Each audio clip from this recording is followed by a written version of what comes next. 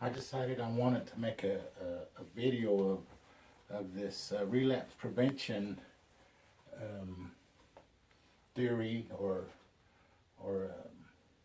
I don't know what to call it, a diagram that I kind of came up with. But it's all about boundaries and living your life with good, healthy boundaries. And I've been doing this with my patients for about the past couple of weeks now. So um, anyway, this is one I kind of did with someone, but the things in our lives that happen that move us away from the healthy boundaries is probably sadness and loneliness, anger, depression, anxiety. But here's our healthy boundaries there. Here we are as a person. This is the healthy boundary line. Over here is the unhealthy boundary line. And this part right here, I call the danger zone. And this part right here, I put right here, you gotta close the gap. And down here, if you close this gap, this right here says widen the gap. This will widen the gap from the unhealthy to the healthy boundaries, where those unhealthy boundaries will be further away. So here's the healthy boundaries area. This is your home, and sometimes I draw little kids or whatever if you have a family. But I start coming with this. Just keeps evolving. More things keep coming to my mind for it.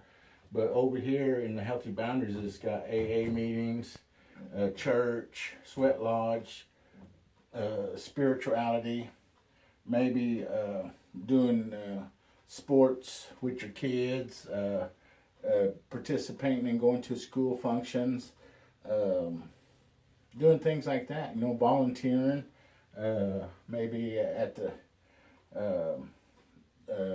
parent education stuff, helping make Indian tacos or doing things good, That's all a good, healthy boundary area.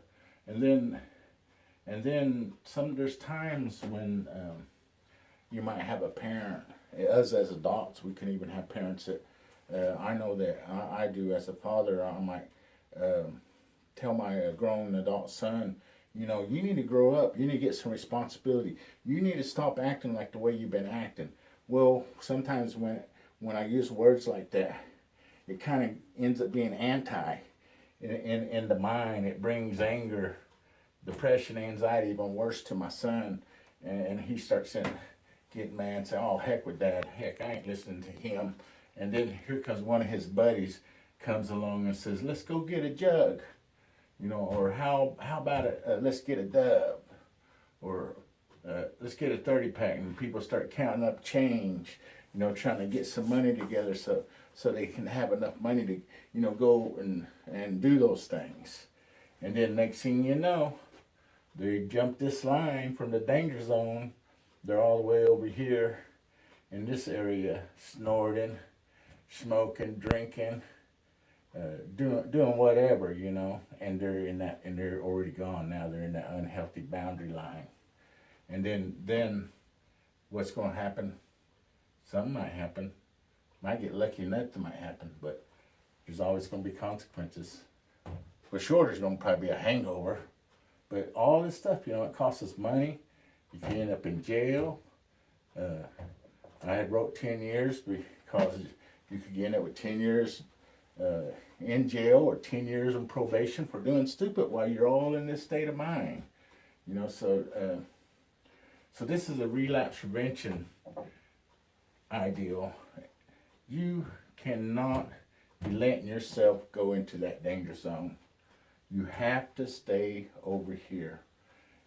If you're a recovering alcoholic and drug addict, you know what I'm talking about. Keep yourself out of the danger zone. Do not let sadness, loneliness, anger, depression, anxiety, somehow you got to keep it over here. You can't let your buddies, and that's what they are, buddies, they're not friends, start telling you, let's go get a jug, let's go get a dub or whatever. You cannot let that stuff, come into your mind and start clouding your thinking up, which we call stinking thinking. You have to stay away from that danger zone. But anyway, this is my relapse prevention theory diagram about healthy boundaries, unhealthy boundaries, the danger zone diagram, and I'm just trying to keep people, from getting themselves in trouble and the consequences, losing your kids, DHS, CPS taking your kids, all kinds of things can happen from things. We all know that. All of us that are in recovery, and we know these things can happen. So just stay strong, keep praying. And then over here, look at there. I got the word spirituality.